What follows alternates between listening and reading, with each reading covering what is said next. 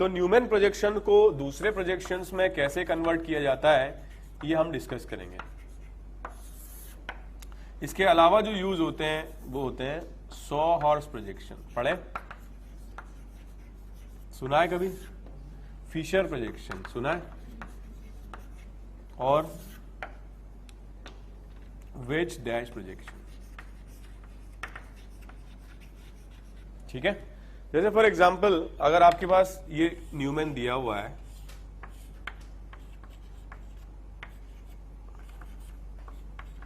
ये कौन सा न्यूमैन प्रोजेक्शन है? सो क्या बोलेंगे हम? Theta is 0, so this is eclipse projection. इस एक्लिप्स प्रोजेक्शन से हम क्या बना सकते हैं? Saw horse. ठीक है, ध्यान देना, this is front carbon and this is back carbon. तो हम इस तरीके से इसको रिप्रेजेंट करते हैं, ये फ्रंट है, ये बैक है। फ्रंट कार्बन का जो CH3 है वो टॉप साइडेड है, और जो बैक कार्बन का CH3 है वो भी क्या है? टॉप साइडेड है। कोई डाउट? अब इसमें हम ऐसे बना लेते हैं, जो हाइड्रोजन एटम है फ्रंट कार्बन से जुड़ा हुआ वो राइट साइड में है। सिमिलरली जो बैक कार्बन का हाइड्रोजन एटम है वो भी राइट साइड में है। जो फ्रंट कार्बन का Cl है वो लेफ्ट साइड में है। जो सेकंड में फ्रंट बैक कार्बन का जो Cl है वो भी लेफ्ट साइड में। तो इसको हम बोलेंगे क्या?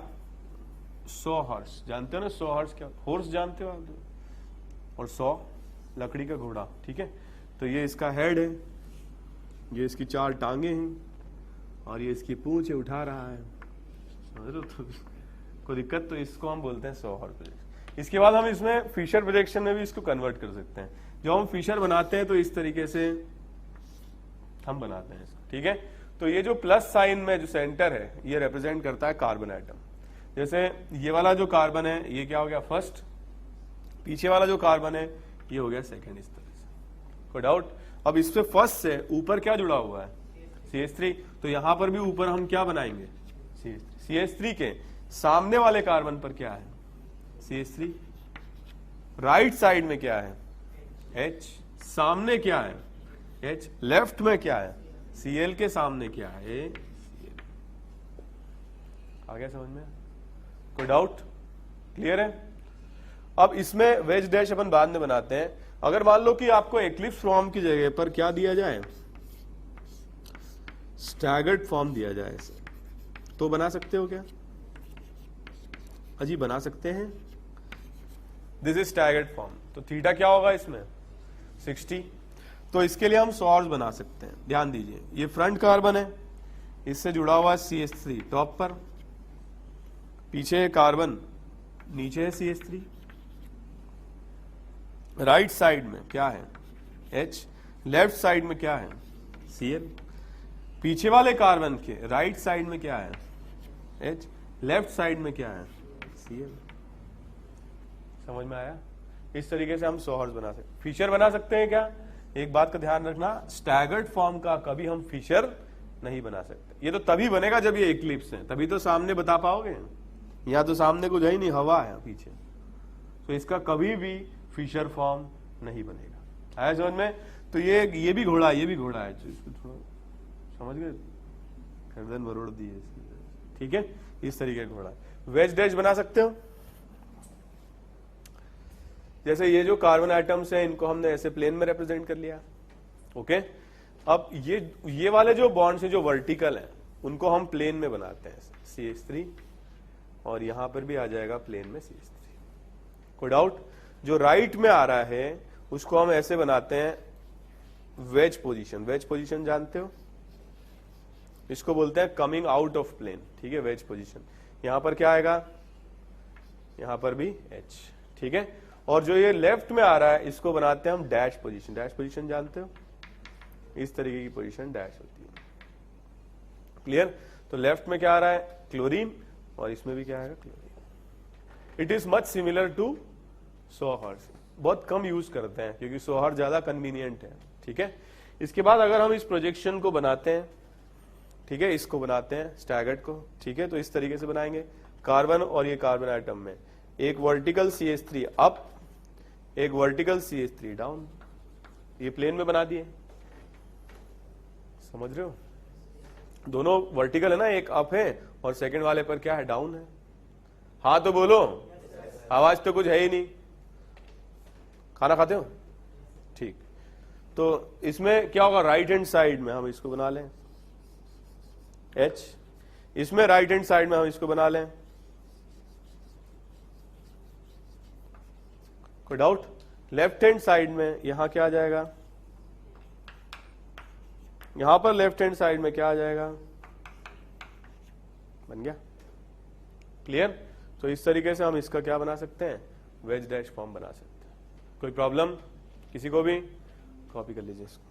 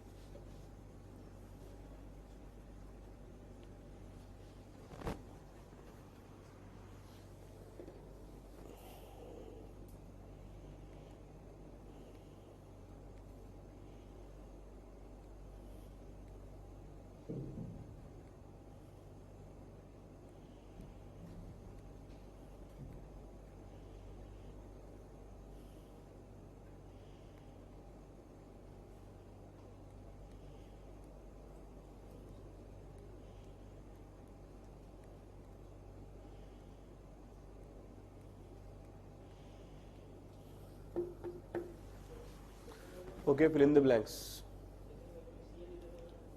सेकंड वाले में लेफ्ट में ही तो है, क्यों? सेकंड वाले में सी लेफ्ट में है इसके रेस्पेक्ट में, ऊपर वाले में लेफ्ट, हाँ ये पीछे वाले पे लेफ्ट में ही तो है, ये राइट में H। उससे क्या मतलब अनस्टेबल है? मैं अनस्टेबल का फीचर बनवाया आपसे, उससे क्या दिक्कत है? आपसे पूछा गया कि ये स्टेबल है क्या अनस्टेबल है?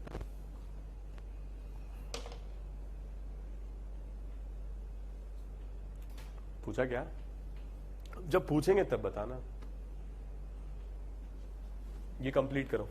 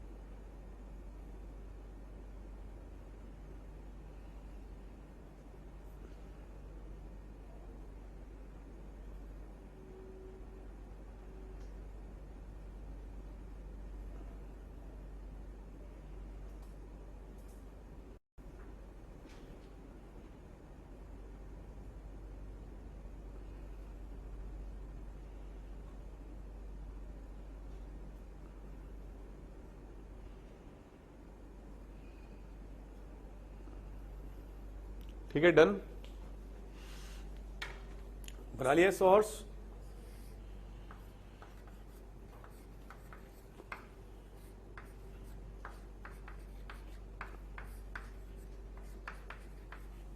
Okay, Fischer,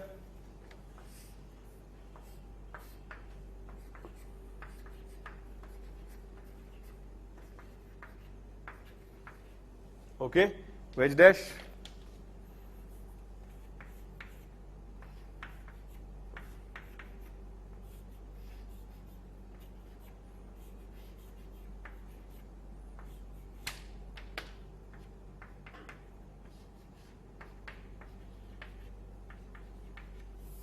okay, any doubt? Okay, इसमें बताओ न्यूमैन बन जाएगा?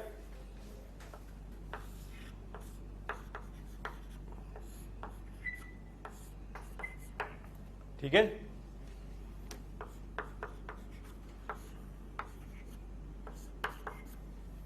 ओके, समझ में आ रहा है? फिशर बनेगा या नहीं? एक्लिप्स फॉर्म है ना, ठीक है। टॉप पर CH3, बॉटम पर PH, राइट में H, सामने H, लेफ्ट में Cl, यहां पे भी Cl। कोई डाउट? और वेज डैश,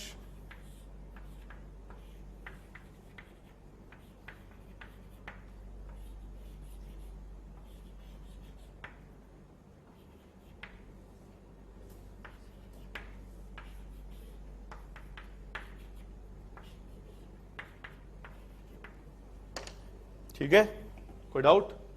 ओके, नेक्स्ट, इसके लिए हम बना सकते हैं न्यूमैन। टॉप पर PH, राइट में H, लेफ्ट में Cl, ठीक है। सामने PH, राइट में H, लेफ्ट में Cl, ठीक है। सो हॉर्स PH, टॉप पर PH, राइट में H, राइट में H, लेफ्ट में Cl, लेफ्ट में Cl। कोई डाउट? वेज डैश बना लोगे, इसके जैसा ही होगा, इसमें कर लोगे कन्वर्जन। सो इस फॉर्म में मतलब जो स्ट्रक्चर्स हैं इनको हम क्या कर सकते हैं, इंटर कन्वर्ट कर सकते हैं, और ये कन्वर्जन करना आना चाहिए, बहुत इंपॉर्टेंट है, क्योंकि इसी के बेसिस पर हम आगे भी डिस्कस करेंगे। POS COS आपको खुद से भी बताने होंगे, ठीक है। कई क्वेश्चन मैंने कराए, कई सारे और दूंगा मैं आप लोगों को, जिसमें आपको प्रैक्टिस करनी पड़ेगी, ठीक है। तो आखिर ये सब अपन ने तामझाम क्यों किया? POS COS AOS AOS ये सब क्यों पढ़ा, न्यूमैन ये सब क्यों पढ़ा? ऑप्टिकल आइसोमरिज्म में इसकी क्या जरूरत है? What are optical isomers? Optical isomers बहुत टिपिकल आइसोमर्स होते हैं, बहुत टिपिकल मॉलिक्यूल्स होते हैं, जिनका मॉलिक्यूलर फॉर्मूला, स्ट्रक्चरल फॉर्मूला तो सेम होता है, मगर जो ओरिएंटेशन है एटम्स का 3D में अलग होता है। और उनकी एक खास प्रॉपर्टी होती है प्लेन पोलराइज लाइट को रोटेट करने की, उसमें डिफरेंस आता है। तो सबसे पहले तो अपन देखें कि ये ऑप्टिकल एक्टिविटी या प्लेन पोलराइज लाइट ये सब क्या होता है, ठीक है। फिर हम डिस्कस करते हैं कि ऑप्टिकल आइसोमर्स क्या होते हैं, ठीक है। तो सबसे पहले हम डिस्कस करते हैं ऑप्टिकल एक्टिविटी। ऑप्टिकल एक्टिविटी,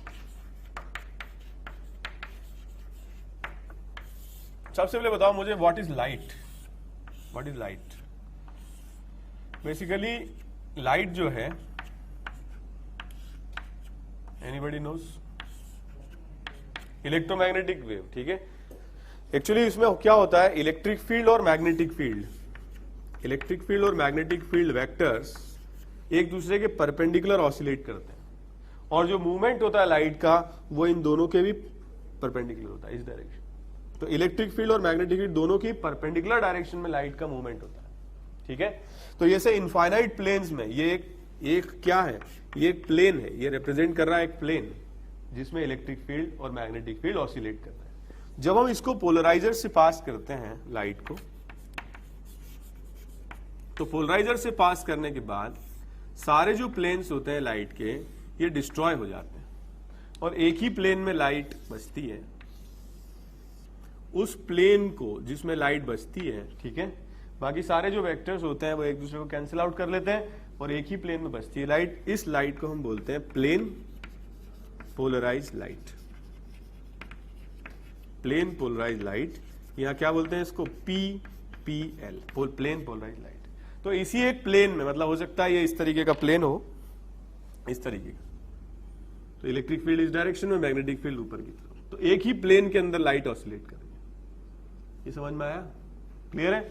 अब इस लाइट को क्या करते हैं, जो भी सब्सटेंस हमने पढ़े इतने सारे, जिसमें हमने पीओएस, सीओएस, एओएस सब निकाला, उनमें से किसी एक सब्सटेंस की अगर हमें ऑप्टिकल एक्टिविटी चेक करनी है तो उसका हम सॉल्यूशन बना लेते हैं एक्वस, और उसको इस तरीके से ट्यूब के अंदर हम फिल कर देते हैं।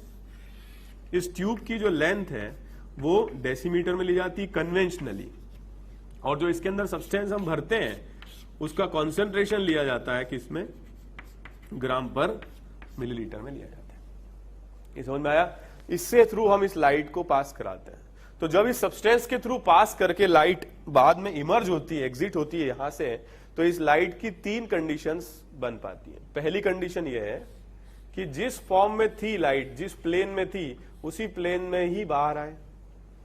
दूसरा ये हो सकता है कि जो लाइट है वो रोटेट कर जाए। कौन सी डायरेक्शन में? क्लॉकवाइज डायरेक्शन में, लेट्स से थीटा एंगल से रोटेट कर जाए, या फिर लाइट रोटेट कर जाए कौन सी डायरेक्शन में? एंटी क्लॉकवाइज डायरेक्शन में, थीटा एंगल।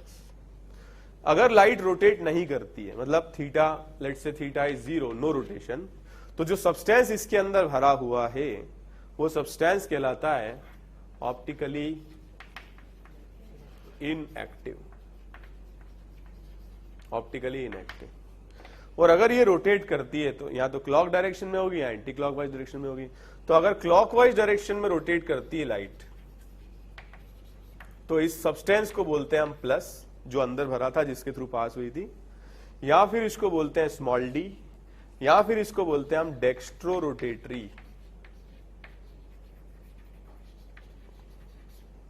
अगर एंटी क्लॉकवाइज डायरेक्शन में रोटेट करती है तो क्या बोलते हैं इसको, बताओ? नेगेटिव, या एल, या क्या बोलते हैं, लीवो रोटेटरी।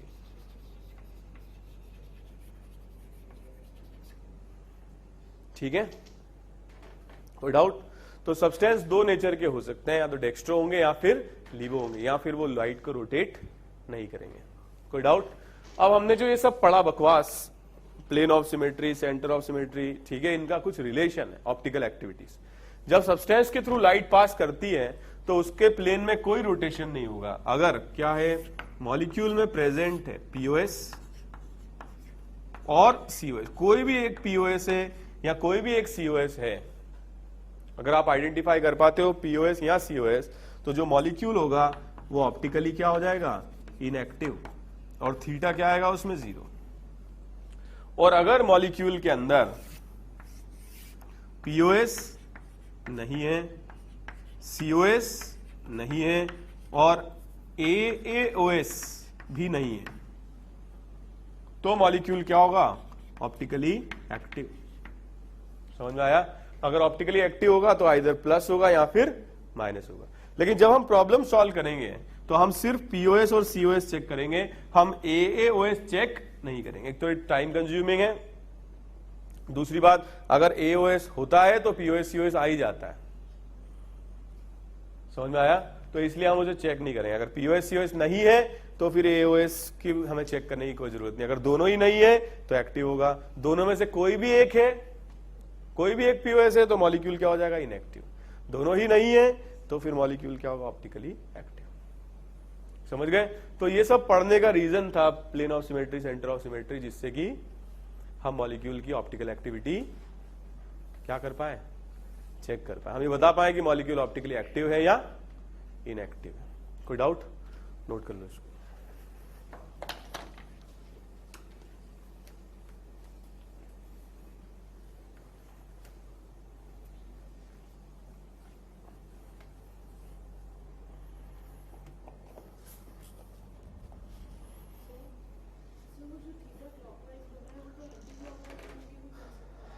हाँ, बन सकता है।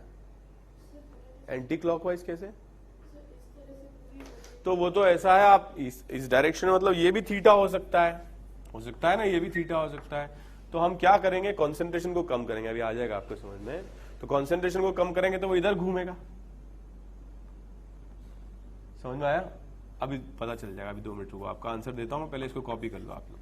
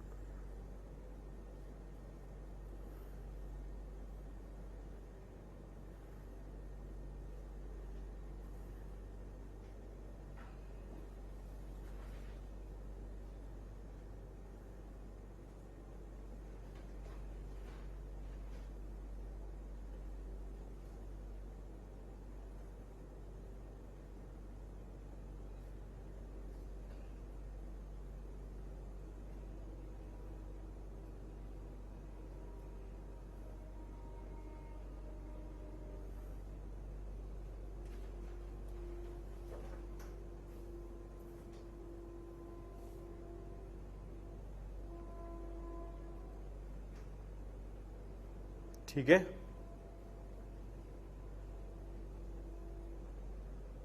लिख लिया?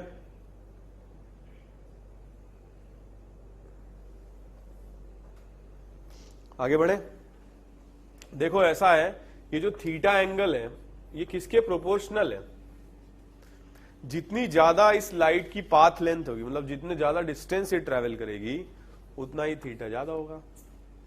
और थीटा किसके प्रोपोर्शनल होगा? कॉन्सेंट्रेशन। जितने ज्यादा number of moles per unit volume होंगे उतना थीटा ज्यादा होगा। और थीटा अगर दोनों को एक साथ लिखते हैं तो क्या होगा? C into L. और थीटा जो होगा, अगर प्रोपोर्शनैलिटी को इक्वालिटी से रिप्रेजेंट मतलब रिप्लेस करते हैं तो प्रोपोर्शनैलिटी कांस्टेंट लिखेंगे alpha into C into L, where this alpha is proportionality constant. तो जब कॉन्सेंट्रेशन क्या होगा? 1 ग्राम पर मिलीलीटर, और जब लेंथ ऑफ ट्यूब क्या होगा? 1 डेसीमीटर, तो थीटा क्या होगा? अल्फा के बराबर। मतलब this alpha is very very specific value of theta when the concentration is 1 gram per millilitre and length is 1 decimetre. इसीलिए इसको हम बोलते हैं क्या? Specific angle of rotation. और specific angle of rotation constant रहता है, कॉन्सेंट्रेशन और लेंथ पर डिपेंड नहीं करता है, क्योंकि वो डिफाइंड है किसके लिए? दोनों यूनिट है, दोनों 1 है, तब उसके लिए डिफाइंड है। लेकिन जो थीटा है वो चेंज होता है किसके साथ? कॉन्सेंट्रेशन के साथ और लेंथ के साथ। कॉन्सेंट्रेशन बदलेंगे तो भी थीटा बदलेगा, और लेंथ बदलेंगे तब भी थीटा बदलेगा। मान लीजिए कि आपको डाउट हो रहा है, वैसे तो क्या है, रोटेशन एंगल जो है मतलब मूवमेंट से भी पता चलेगा कि प्लेन पोलराइज्ड कैसे रोटेट हो रही है। लेकिन अगर आपको डाउट है कि ये थीटा ये वाला है या ये वाला है, तो आप क्या करो? कॉन्सेंट्रेशन को कम करो। कॉन्सेंट्रेशन को कम करोगे थीटा कम होगा। अब अगर मान लो थीटा इस डायरेक्शन में कम हो रहा है तो क्लॉकवाइज है, और थीटा अगर इस डायरेक्शन में कम हो रहा है तो आपने जो लिया था वो गलत लिया था। ये है थीटा और पहले ये रहा होगा थीटा। समझ में आया? मतलब मैं ये कहना चाहता हूं कि जैसे प्लेन ऑफ पोलराइज्ड लाइट का रोटेशन है और ये आपको डाउट हो रहा है, मान लो कि ये आ गया इतना रोटेट करके, अब मर गए, अब क्या करें? अब तो और फंस गए, क्लॉक है कि एंटी क्लॉक है पता नहीं। मतलब पहले ये था प्लेन और अब रोटेट करके ये भी देखा जाए तो 180, ये भी देखा जाए तो 180, तो कैसे पता चलेगा? तो थीटा को क्या करें? कम कर लें। आप कैसे कम कर लें? C से। C को कम कर लें। अब ये रोटेट करके यहां अगर आ गया, इसका मतलब क्लॉकवाइज रोटेशन रहा होगा। समझ में आया? समझ में आ रहा है? और अगर यहां आ गया तो उधर से घूम के आया होगा, एंटी क्लॉकवाइज। आप समझ गए? आपका डाउट क्लियर हो गया? नोट कर लो।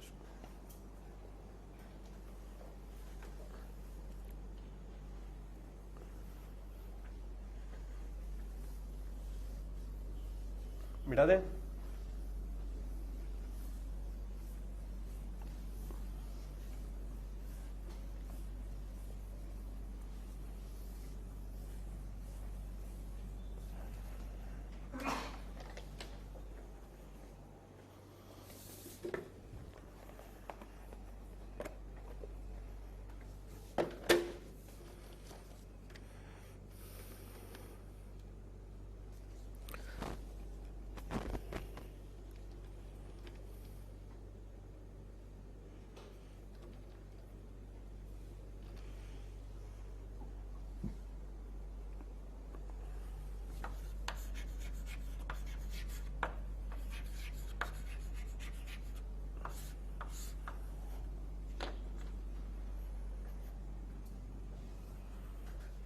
ओके, करें स्टार्ट।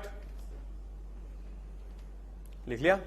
अब देखो, मॉलिक्यूल्स कई तरीके के होते हैं, जिनमें से एक बहुत इंपॉर्टेंट पॉइंट है कायरल एटम्स का आइडेंटिफिकेशन।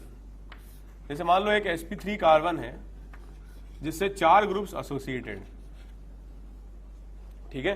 तो ये एक्चुअली क्या होगा? ये कार्बन आइटम जिससे 4 ग्रुप एसोसिएटेड है sp3 होगा। एक्चुअली इसका शेप ऐसा तो होता नहीं है, ये क्या होता है? टेट्राहेड्रन होता है, ठीक है? So let's say this is x, this is y, और ऐसे हम बनाते हैं इसको। Let's say this is z and let's say this is w। ये स्ट्रक्चर है, मान लीजिए। समझ में आ रहा है? So this is x, clear? This is y ये जो बाहर आ रहा है प्लेन से ये क्या है Z, और ये पीछे जा रहा है ये क्या है W। ऐसे भी लिख सकता हूं मैं इसको, ये कार्बन एटम है, जो टॉप पर आ रहा है ये क्या है ब्लैंक, ये क्या है राइट, जो लेफ्ट में आ रहा है ये क्या है ब्लू। समझ में आया? जो बाहर आ रहा है प्लेन से ये क्या है व्हाइट, और जो पीछे जा रहा है ये प्लेन से ये क्या है रेड। क्लियर? ऐसे एटम्स को कायरल एटम्स कहते हैं। कब? जब ये चारों ग्रुप्स क्या होते हैं डिफरेंट होते हैं। मतलब x is not equal to y, not equal to z, not equal to w, then this atom is defined as chiral atom, और ऐसे स्टार से इसको रिप्रेजेंट करते हैं। ठीक है? व्हाट इज द खासियत ऑफ कायरल एटम? बताओ, व्हाट इज द खासियत of chiral atom? Optically active तो मारो गोली, पहले तो मुझे समझाओ कि क्यों है ऑप्टिकली एक्टिव। इसको मैं अगर यहां से कट करता हूं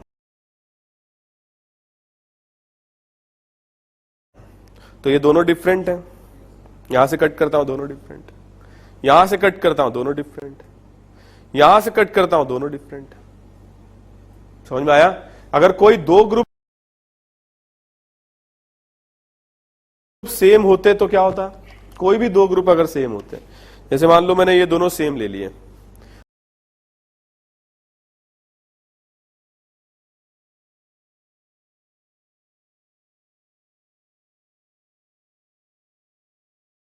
तो मैं इसको यहां से कट करता तो पीओएस आ जाता ना। समझ में आया? सीओएस तो आ ही नहीं सकता इसमें, क्योंकि इसके नीचे यहां इमेज बनेगी, पॉसिबल ही नहीं है। लेकिन पीओएस कब आएगा? जब कोई भी दो ग्रुप सेम हो जाएंगे। लेकिन अगर चारों डिफरेंट होंगे तो आएगा क्या? तो नहीं आएगा। अगर चारों डिफरेंट होंगे तो एक भी पीओएस नहीं आएगा, और अगर पीओएस नहीं आएगा तो ऑप्टिकली एक्टिव होगा। समझ में आया? तो ऐसे एटम्स ऑप्टिकल एक्टिविटी प्रोड्यूस करते हैं, और सिंगल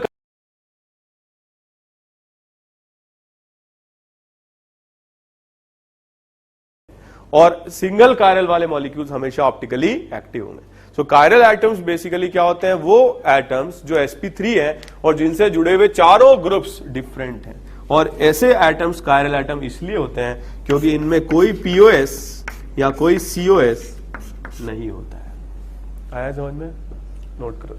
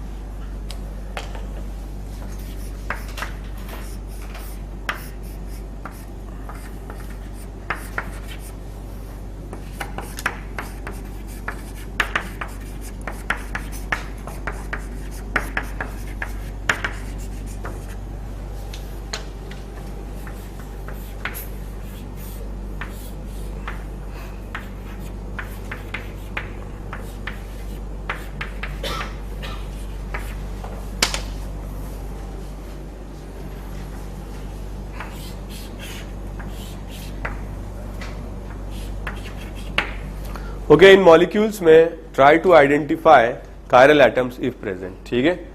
और ऐसे मॉलिक्यूल्स में आप, ऐसा नहीं है कि एक ही कायरल हो सकता है, there can be more than one chiral atom, you try to identify.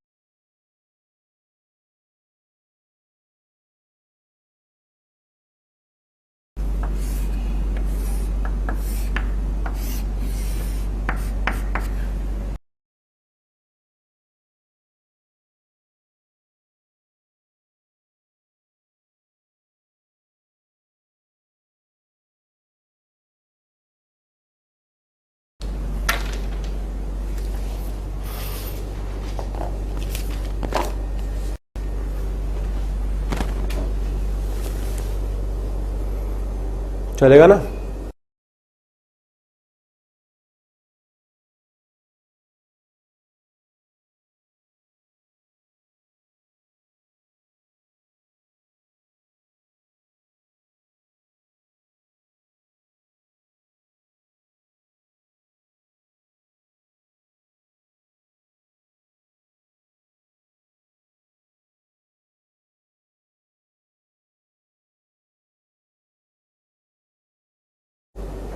ये पूरा करा ही देते हैं, ठीक है? क्लास भी लेट स्टार्ट हुई थी।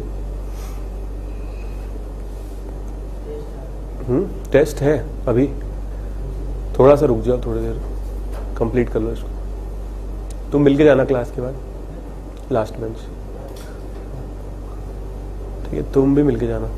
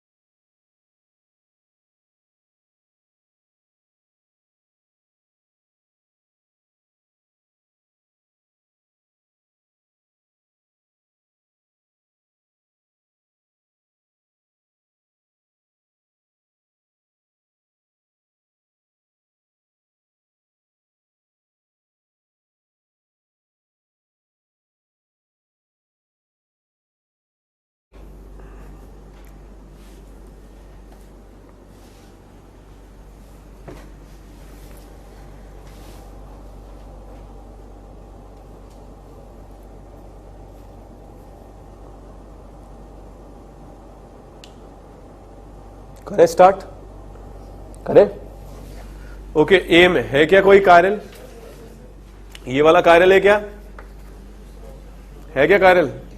ये कार्यल है? ये कार्यल